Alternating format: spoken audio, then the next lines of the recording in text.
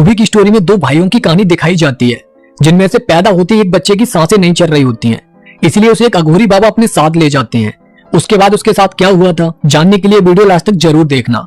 साथ ही चैनल को सब्सक्राइब करके वीडियो को लाइक भी कर देना।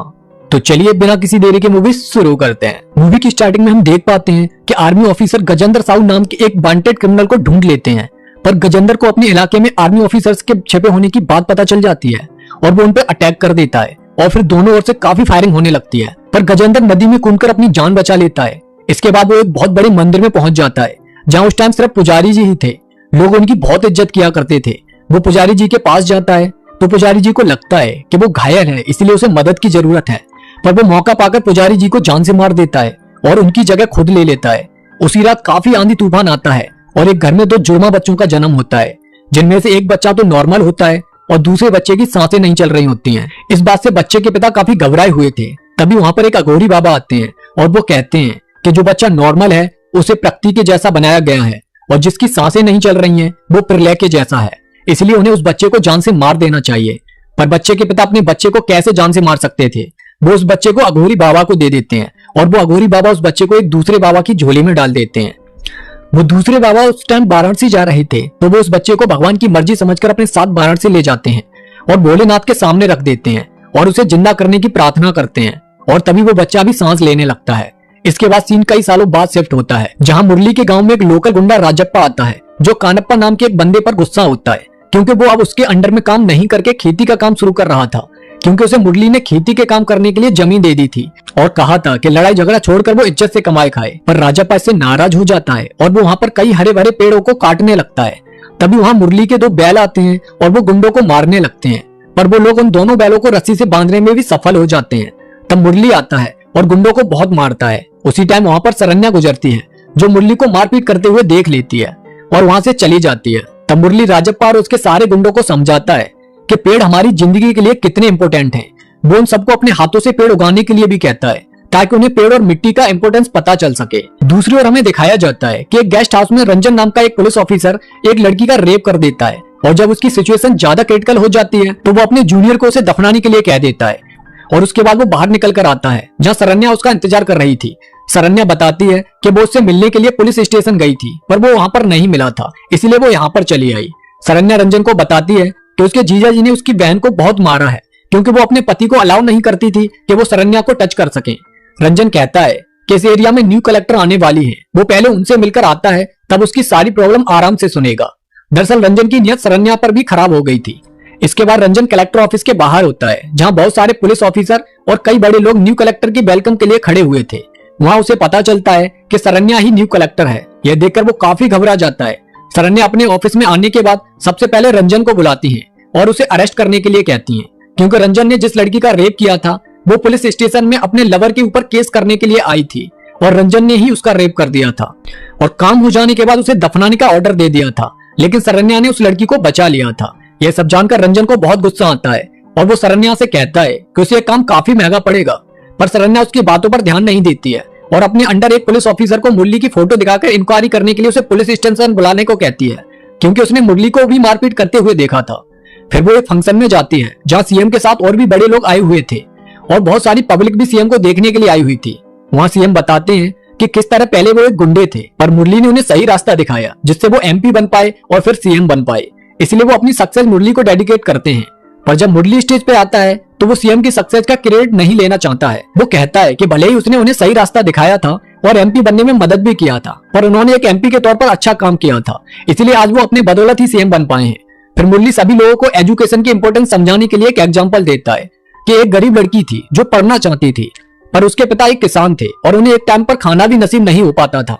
उस लड़की के गांव में बस की भी सुविधा नहीं थी, तो वो 10 किलोमीटर दूर साइकिल से स्कूल जाती थी और उसने बहुत अच्छे से पढ़ाई की और सिविल सर्विसेज का एग्जाम भी क्वालिफाई किया और फिर वो कलेक्टर बन गई। यह जानकर सरन्या हैरान हो जाती है, क्योंकि वो तो मुरली को बुरा इंसान समझती थी, जबकि वो तो लोगों का सिर्फ भला करता था। इसके बाद फिर मुरली अपना स्पीच कंटिन्यू करता है और वो लोगों को बहुत ही अच्छी अच्छी बातें बताता है, जिससे हमारा समाज सुधर सकता है। इसके बाद सरन्या मुरली से मिलने उसके घर जाती है, जहाँ उसे मुरली के पेरेंट्स रामचंद्रन और धरनी मिलते हैं। वहाँ सारे लोग सरन्या को वो लड़की समझ लेते हैं जो आज शादी के लिए मुरली के परिवार से मिलने आने वाली थी, इसलिए वो लोग उसे बहुत अच्छे से ट्रीट करते हैं। पर थोड़ी देर में उन्हें पता चल पाता है कि वो लड़की तो आई ही नहीं थी और इस एरिया की न्यू कलेक्टर हैं। तब मुरली के पेरेंट्स शरण्या को मुरली के पास ले जाते हैं, जहाँ मुरली किसानों की प्रॉब्लम सुन रहा था। शरण्या मुरली से बहुत इंप्रेस होती है और क्योंकि मुरली थोड़ा बिजी होता है इसलिए शरण्या उससे बिना मिले ही वापस चली जाती है। अगले दिन मुरली खुद शरण्या से मिलने उसके ऑफिस जाता है और वो शरण्या को अपने हॉस्पिटल आने के लिए कहता है, क्योंकि अगले दिन उसके हॉस्पिटल में बच्चों को पोलियो का टीका लगाया जाने वाला था। शरण्या आने के लिए राजी हो जाती है। तब उसे पता चलता है कि उस एरिया में बहुत सारे स्कूल, कॉलेज और हॉस्पिटल भी मुरली ने ही बनवाए हैं। इसके बाद शरण्या को माइन लीज एक्सटेंशन फाइल पर साइन करना होता है और उसके लिए शरण्या अपनी सेक्रेटरी पद्मावती से पूछती है कि माइन तो ग्रीन जोन फॉरेस्ट एरिया में पड़ता है, ग्रीन जोन में माइंस कैसे हो सकती हैं? तब पद्मावती कहती है कि उसके आने से पहले यहाँ पर काम स्टार्ट हो चुका था, इसलिए वो इस बारे में कुछ भी नहीं कर पाई और डीएसपी भी माइन ओनर के लिए ही काम करते हैं। ये कॉपर माइन बरदा राजू की है। दूसरी ओर हमें दिखाया जाता है कि माइन में जैसे जैसे वर्कर गहराई में जा रहे होते हैं उन्हें खून की उल्टी होने लगती है, साथ ही बॉडी में इचिंग, आंखों में जलन भी होने लगती है, इसलिए वर्कर काम करने से मना कर देते हैं। रात में एक अनजान आदमी उसी वर्कर के घर आता है। ये और कोई नहीं बल्कि माइंस का मालिक बरदा ही था। बरदा उसी वर्कर के घर आया था जिसने सारे मजदूर को काम करने से मना किया था। वो घर पर नहीं होता है। बरदा उसकी पत्नी से कहता है कि वो रास्ते से क्रॉस हो रहा था इसलिए उसकी गाड़ी खराब हो गई और उसे काफी भूख भी लगी है। तब वर्कर की वाइफ जो भी उसके पास होता है वो बरदा को खाने को दे देती है। खाने के बाद बरदा कहता है कि उसे किसी का भी उधार रखने की आदत नहीं है। वो खाना खिलाने के बदले में उसे उसके पति का कटा हुआ सर दे देता है, जिससे वो काफी डर जाती है और चिल्लाने लगती है। उसकी आवाज सुनकर मोहल्ले के सारे लोग बाहर आ जाते हैं। फिर बरदा उसी औरत के बेटे को भी मार देता है और गांव वालों से कहता है कि अगर किसी ने भी माइंस में काम करने से मना किया तो वो उसके सारे परिवार को मार देगा। इस तरह से वो सारे वर्कर्स की फैमिली को डराकर चला जाता है। अगले दिन शरण्या मुरली के हॉस्पिटल जाती है, जहाँ स्कूल के कुछ बच्चे मुरली के कहने पर शरण्या को बर्थडे विश करते हैं और रोज भी देते हैं, जिससे शरण्या खुश हो जाती है। फिर वो अपने हाथों से एक बच्चे को पोलियो की बूंद पिलाती है और मुरली के साथ काफी दूर तक चली आती है। रास्ते में वो दोनों एक दूसरे को प्रपोज करते हैं और फिर उसके बाद एक जगह शरण्या को ताड़ी पीने का मन करने लगता है। मुरली उसे रोकने की कोशिश करता है पर वो नहीं मानती है और वो मुरली को भी ताड़ी पिला देती है और फिर खुद भी ताड़ी पी लेती है। दूसरी ओर बरदा के पास कुछ रिसर्चर्स आते हैं और उसे बताते हैं कि उसके माइन में बहुत ही रेयर यूरेनियम है। यह इतना पावरफुल है जिससे सिर्फ इसके सैंपल से ही पूरी दुनिया को एक दिन के लिए लाइट मिल सकती है। तभी उसके पास जगजीत चौहान आता है। वो एक बिजनेसमैन था। वो बरदा से उसकी माइंस खरीदना चाहता था क्योंकि उसे भी पता चल चुका था कि उसका माइंस पूरे इंडिया में सबसे अलग है। वो बरदा को मुंह मांगी कीमत देने के लिए भी तैयार होता है पर बरदा नहीं मानता है। इस तरह से बरदा और जगजीत के बीच दुश्मनी हो जाती है। उधर दूसरी ओर गजेंद्र साहू को दिखाया जाता है जो एक संत बन चुका था और उसे चाहने वाले बहुत से लोग होते हैं। वो सबको धर्म का उपदेश देता है। थोड़ी देर बाद वहाँ जगजीत आता है और उसे बताता है कि उसके साथ आज क्या हुआ था और जिस माइंस को वो खरीदने गया था वहाँ बरदा ने उसे बेचने से मना कर दिया और उसकी इंसल्ट करके उसे भगा दिया था। तब गजेंद्र कहता है कि क्या वो यही आदमी था। जगजीत देखता है कि वहाँ पर बरदा साइड में चुपचाप खड़ा हुआ था। जगजीत काफी खुश हो जाता है और वो गजेंद्र को भगवान मानने लगता है कि उसको बिना बताए ही सब कुछ पता चल गया।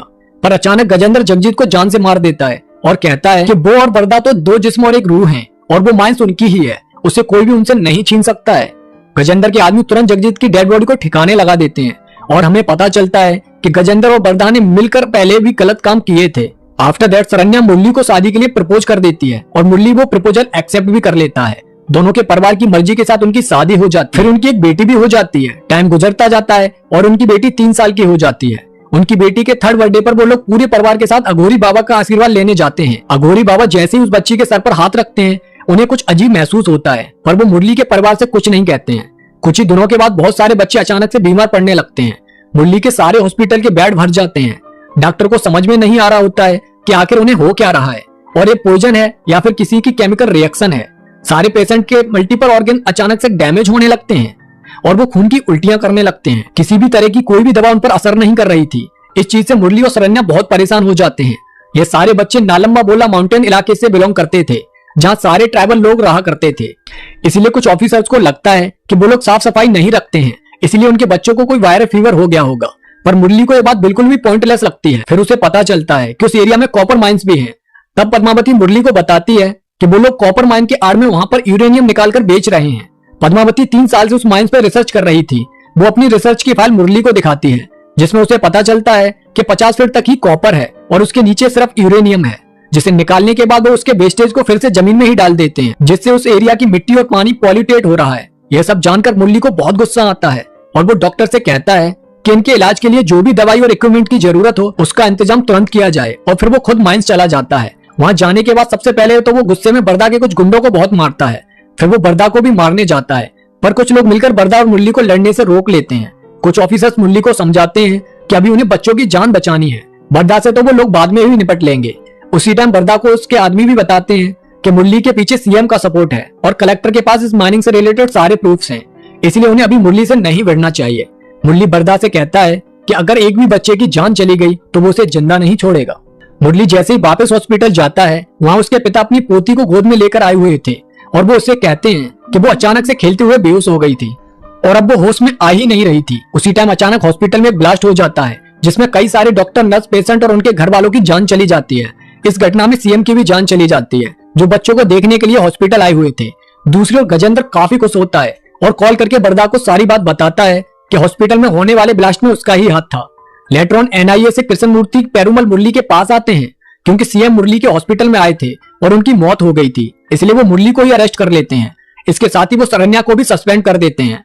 आफ्टर दैट गजेंद्र वरदा को ऑर्डर देता है जो भी लोग पद्मावती के इन्वेस्टिगेशन में शामिल थे और जिनकी वजह से भी इस माइंस का राज दुनिया के सामने आया था, उन सबको मार दिया जाए। तब वरदा कुछ लोगों को लाइन पर बांध देता है और उन पर ट्रक चलवाकर उन्हें जान से मार देता है। इस वजह से उस एरिया के सारे लोग डरकर रात में घर से भागने लगते हैं, पर वरदा सब पर गोलियां चलवा देता है जिससे उन सबकी भी मौत हो जाती है। वो औरत, बच्चे, बूढ़े किसी पे भी रहम नहीं दिखाता है। दूसरी ओर एनआईए वाले मुरली से इंक्वायरी कर रहे होते हैं। उन्हें शक होता है कि सीएम की मौत में मुरली का ही हाथ है क्योंकि उसने ही सीएम को कॉल करके बुलाया था और सीएम के साथ इतने लोगों की जान चली गई थी, पर मुरली और उसकी फैमिली बिल्कुल सेफ थी। पर इस पे मुरली कुछ भी नहीं बोलता है। उधर मुरली की बेटी की तबीयत बहुत खराब हो जाती है। शरण्या काफी घबराई हुई होती है। वो लोग उसे किसी हॉस्पिटल भी नहीं ले जा पा रही थी क्योंकि उनके घर के चारों ओर पुलिस लगी हुई थी। और तभी वहाँ पर राजप्पा आ जाता है और वो कहता है कि अगर मुरली यहाँ पर होता तो वो अपनी जान पर खेलकर भी अपनी बेटी को बचा लेता। वो तो यहाँ पर नहीं है, पर राजप्पा को उसने जुर्म की दुनिया से इंसानियत की तरफ लेकर आया था, तो वो खुद ही गाड़ी से मुरली की बेटी शरण्या और एक डॉक्टर को लेकर निकल जाता है। पर रास्ते में उन्हें वरदा के गुंडे घेर लेते हैं और वो लोग राजप्पा को जान से मार देते हैं। तब गाड़ी कनप्पा ले जाना चाहता है, पर वो भी वरदा के गुंडों के आगे टिक नहीं पाता है और at last Sharanya driving seat पर आकर बैठकर गुंडों से दूर भागने लगती है। पर जब वो रुकती है तो देखती है कि डॉक्टर की भी डेथ हो चुकी है। तब वो अपनी बेटी को लेकर पैदल ही भागने लगती है। शरण्या भागते हुए गुफा में छिप जाती है, पर वहां पर भी वरदा के गुंडे आ जाते हैं। वो शरण्या पे अटैक करते हैं और उसकी बेटी उसके हाथ से दूर जाकर गिर जाती है, पर वो अचानक रुद्रा के गोद में जाकर गिरती है जो उसी गुफा में साधना कर रहा होता है। और अब हमें पता चलता है कि बचपन में अघोरी बाबा ने जिन दो बच्चों को देखकर कहा था कि एक प्रकृति होगा और दूसरा प्रलय, वो और कोई नहीं बल्कि मुरली और रुद्रा ही थे। उनमें से मुरली बहुत ही शांत स्वभाव का था, पर रुद्रा बहुत ही प्रतापी था। वो जैसे ही अपने माथे की विभूति को मुरली की बेटी के सर पर लगाता है और आशीर्वाद देता है, वैसे ही वो होश में आ जाती है। फिर वो वरदा के सारे गुंडों को जान से मार देता है और वो शंख बजाता है, जिसकी वजह से गजेंद्र के घर में भूकंप जैसा माहौल हो जाता है। सारी चीजें इधर उधर गिरने लगती हैं।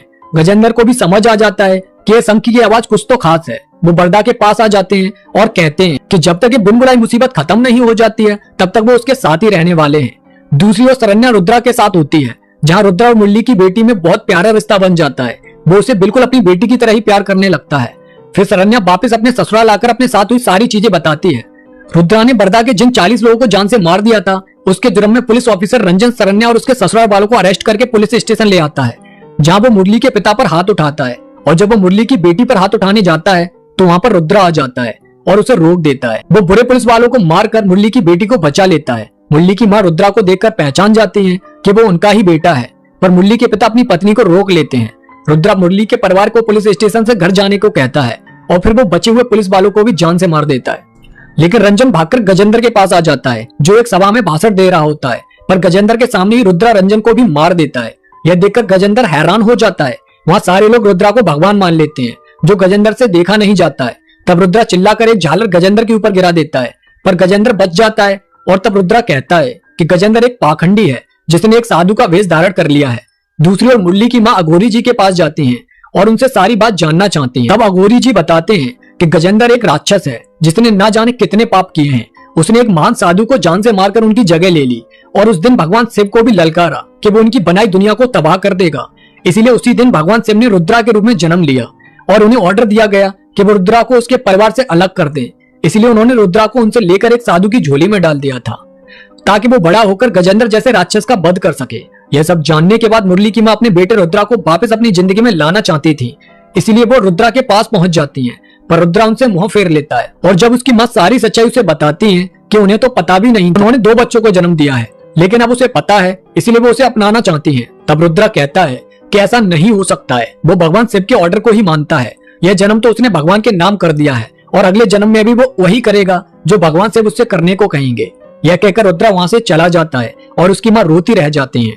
लेटर ऑन गजेंद्र एक बहुत बड़े अघोरी के पास जाता है और रुद्रा को जान से मारने का उपाय पूछता है। तब वो अघोरी कहता है कि रुद्रा ने गजेंद्र को जान से मारने के लिए ही जन्म लिया है और कोई भी उसे नहीं रोक सकता है, लेकिन फिर भी वो गजेंद्र की मदद करने का वादा करता है। वहीं रुद्रा को नदी में पद्मावती की बॉडी मिल जाती है। वो उसे होश में लाता है और उसके सर पर हाथ रखकर पता करता है कि आखिर उसके साथ क्या हुआ था। तब रुद्रा को पता चलता है कि पद्मावती मुरली को बचाने के लिए एनआईए को बरदा की माइंस की इन्वेस्टिगेशन वाली फाइल देने वाली थी, पर एनआईए का एक ऑफिसर बरदा से मिला हुआ था और उसने सारी बातें बरदा को बता दी थी। और फिर बरदा ने पद्मावती के बेटे के सामने उसका रेप किया और उसे नदी में फेंक दिया था, यह सोच करके वो मर जाएगी। उसके बाद माइंस में बरदा अघोरी जी को मारने के लिए जाता है।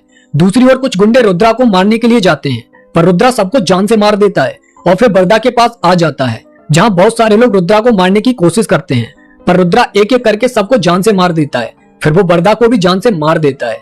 तभी वहां एनआईए की टीम आ जाती है और वो रुद्रा से पूछते हैं कि उन्होंने इतने लोगों को क्यों मार दिया। तब रुद्रा कहता है कि उसने अपनी पृथ्वी की सफाई की है। ये सारे गंदे कीड़े थे जो पृथ्वी पर रहने लायक नहीं थे, इसीलिए उसे मजबूरी में यह सब करना पड़ा। एनआईए वाले भी रुद्रा की बात समझ जाते हैं और वो रुद्रा को वहां से जाने देते हैं। और उसके बाद एनआईए वाले गजेंद्र के सीक्रेट लैब में जाकर यूरेनियम में शामिल सारे लोगों को अरेस्ट कर लेते हैं। इसके बाद गजेंद्र के कहने पर एक अघोरी मुरली की बेटी पे ब्लैक मैजिक कर देता है, जिससे वो फिर से बेहोश हो जाती है और वो होश में नहीं आ रही होती है। तब रुद्रा काशी से बहुत सारे केदारी अघोरियों को बुलाता है और उस बच्ची को बचाने के लिए एक स्पेशल यज्ञ करता है। इस यज्ञ को बिना रुके करना था। अगर किसी भी तरह से मंत्र उच्चारण रुक जाती तो बच्ची की जान जा सकती थी। इस बात का फायदा उठाकर गजेंद्र रुद्रा पे यज्ञ के टाइम पे ही अटैक करता है। वो लोग बहुत सारी कुल्हाड़ी से रुद्रा को मारने की कोशिश करते हैं। तब वहां मुरली के दो बैल आकर गुंडों को मारते हैं और फिर वहां पर मुरली भी आ जाता है, जो कई गुंडों को मारता है। टाइम गुजरता है और यज्ञ पूरा हो जाता है, जिससे बच्ची को होश आ जाता है। तब रुद्रा सारे गुंडों को जान से मार देता है और फिर गजेंद्र को भी जान से मार देता है। सारा काम हो जाने के बाद रुद्रा वहां से जाने लगता है। तब उसकी माँ उसे रोकती है, पर फिर भी वो नहीं रुकता है और फिर वो बच्ची रुद्रा को रोकती है और कहती है कि उसे उसकी जरूरत है। तब रुद्रा थोड़ा इमोशनल हो जाता है और उस बच्ची को आशीर्वाद देता है और कहता है कि जब भी उसे रुद्रा की जरूरत होगी वो बस उसे दिल से याद करे, वो उसके सामने आ जाएगा। यह कहकर रुद्रा वहां से चला जाता है और इसी के साथ इस मूवी की भी एंडिंग हो जाती है।